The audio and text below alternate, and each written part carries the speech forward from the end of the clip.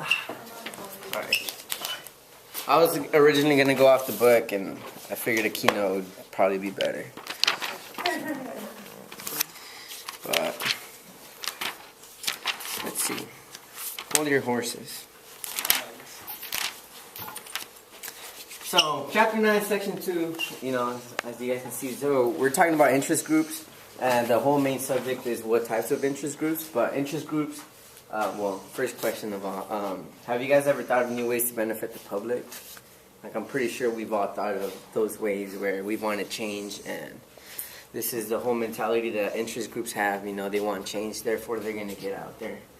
So interest groups are groups made up of many or few people. They all deal with public affairs to affect public policy. The members include American Legions, Mothers Against Drunk Drivings, and etc. So tradition, it's basically tradition. Alexis de Tocqueville, I think, was saying that we were a nation of joiners.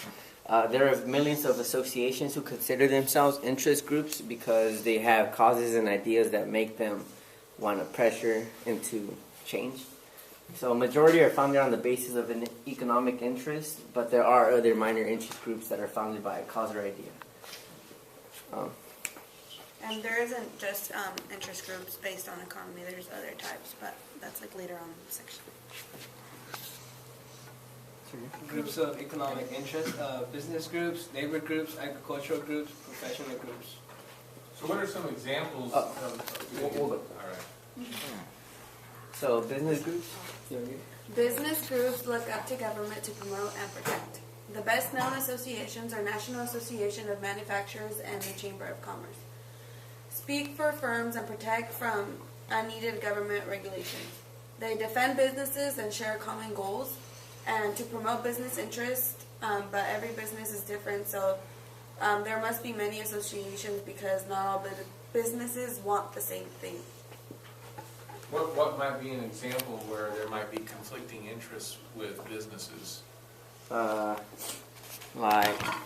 There's could it be the free religion cause? Some businesses want to say that the passing of I think it was Indiana, right? Oh no, it was Arkansas, was it? Are you talking about the one we were talking about yesterday, the Indiana. free religion. So some businesses may want to advocate for that, and they might be, we should pass that because we could discriminate. Basically what they're doing, discriminating against gays. And some other businesses might not want to pass that, and so I guess in a way it could start up a business fight. And there's also the ones that were described right here was I think it was NAM. Oh no, but the one that they gave right here is the trucking industry. It says it gets as much federal aid as possible for highway construction, except the railroads might not be happy that the United States is giving a lot of money to the trucking industry for the streets. Therefore, they might have More conflict between them. because they might want to increase the railroads or better their trails. So. But by and large, you're saying if businesses can work together to accomplish common goals, that's something that they can do through special interests, but they're not always going to be on the same team. Yeah, they're Yeah. not always going to be. There's tons. There's always going to be. Labor groups, labor unions are formed out of workers working the same job in the same industry. Interest groups in this area rely on government to regulate businesses and provide for a good job site. Well-organized workday and minimum wage regulations include AFL, American Federation of Labor, Congress of Industrial Organizations. And so labor groups are groups such as maybe the Farm Workers United. I know that's a labor group where they protect all the farm workers around the area, and anyone that's having either be mistreated by their boss or has a complaint, they're supposed to take it up to these labor groups, and the labor groups will advocate for them in the higher division. Where will they advocate for them? Would it be the state? Or Where? would they? So you said protect them. What did you mean by protect them, Joey? Well, see, there's a lot of since there's a lot of minorities and He's saying like It's- groups have like sections like sometimes there's like the local area, and then like but that like labor group or something could be like state at a state level, or it could be like at a national level. So like they'll take the local thing to like a higher level, like when it happens. I think that's what he's trying to say, right, Joe?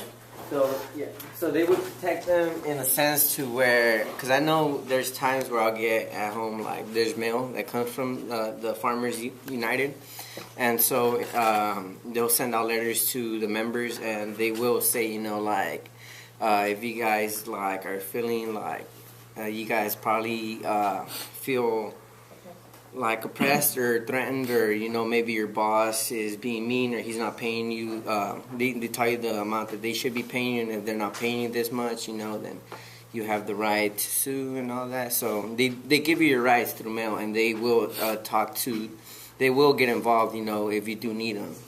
So they protect you in the sense to where if you can't protect yourself because you're being oppressed, then you go up and you talk to them, and they will make a change. So they'll advocate for you. Agricultural groups, is it?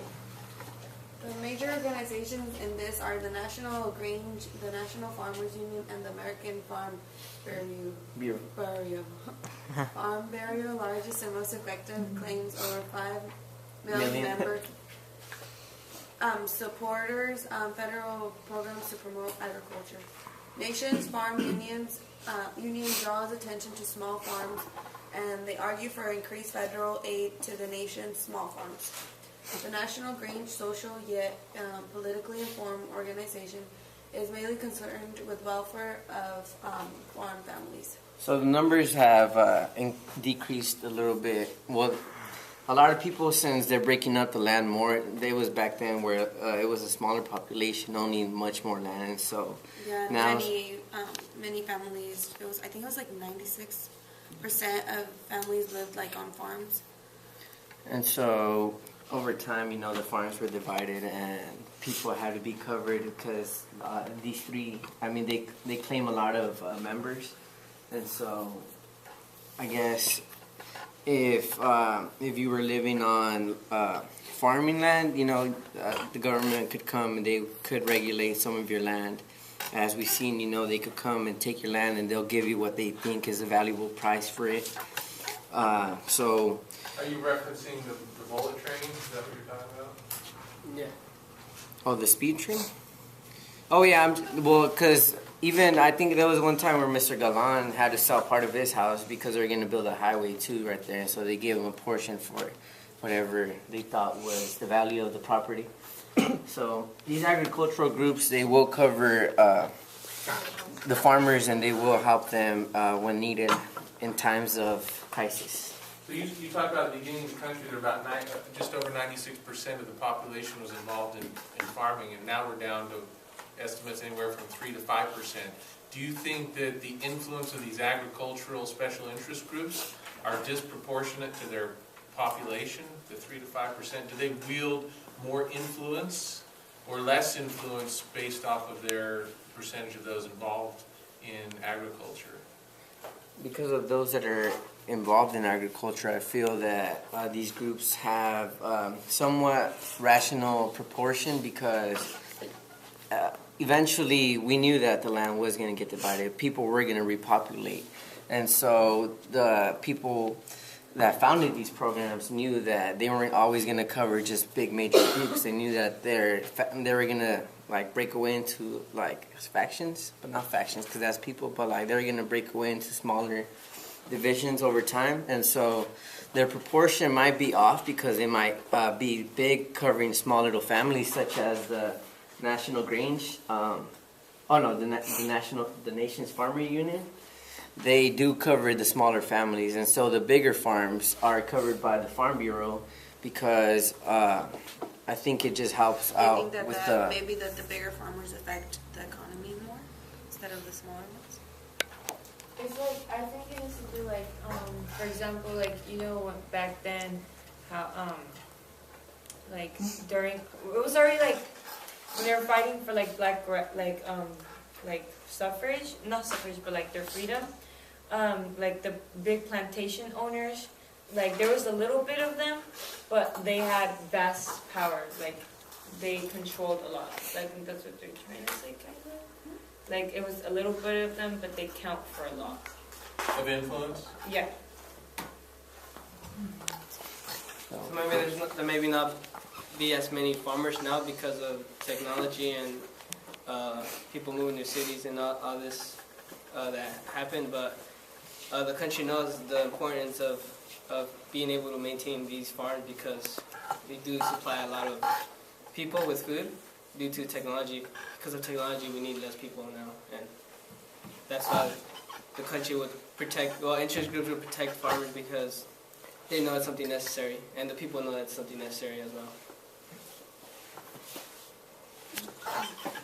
So we have professional groups. They're defined because the occupations from which the organizations are formed require skilled labor and training. These groups maintain and protect and promote their professional life conducts. It includes the AMA and the ABA, the American Bar, American Bar Association. That's for the lawyers. But the AMA is it covers 250,000 physicians. These organizations are formed to bend government rules. They are bent on influencing government policies for the welfare of the profession and its members. Well, the AMA, such as the one up there, covers all these physicians because these physicians have to go out and they do have to help other people because that's what their training requires them to do. So they have to be covered in a way to where their training isn't gonna, the training that they get has to be certified by the American Medical Association, therefore, because they are liable for them. So they have interest groups that, well, this is an interest group, the AMA, that's one of the biggest. And most of the smaller professional interest groups are such as the American Society of Civil Engineers and the American Library Association. And their efforts center on matters standards of the profession. Therefore, like for the civil engineers, they might have reasons to believe that their probably interests aren't getting out there, that they aren't being heard. So they might form a union of professional groups. And it's only technically considered professional groups because of their work that they do and the training that they have to receive in order to go out and put out the work. So it's not much different to me, I would think, than a business, because they are in a way like going out there and working for the money through the training that they get. But it's just different because they're professionals, technically. So they have skilled labor that businesses might want. And then there are the other interest groups. Alright. So these groups are born out of an idea and have a variety of causes. All in all, the other interest groups are groups that promote causes, organizations that promote the welfare of certain groups, and religious organizations. So Groups that promote the welfare of certain groups seek to promote the welfare of certain population. American Legion is formed to work the advanced interests of its members and their needs. Groups include those which take care of people, such as those for the rights of minorities or the medical needs of senior citizens, and so on and so on. And so that pretty much speaks out for itself, you know, it promotes the welfare of certain groups, and that's just smaller interest groups. There's the Older Americans, or the AARP, which is active in areas and pretty much helps with the pensions and medical cares for senior citizens. So, next. There are those that promote cause. The groups exist to promote ideas and causes. The American Civil Liberties Union exists to fight the court in order to protect civil and political rights. The Wildlife Federation is there to fight against human poaching and the killing of endangered animals. It stands to one topic and fights for that topic. And those could be such as, I don't want to say splinter parties. They're more like what was the term? No, not splinter parties. Why not? You think it was? Yes. And two groups of Just people. focus on them. Nah, because they don't break up. But they have one idea, you know, and their one idea is going to be the basis of their whole foundation. And so they're going to go off that one idea. On with section 3. Interest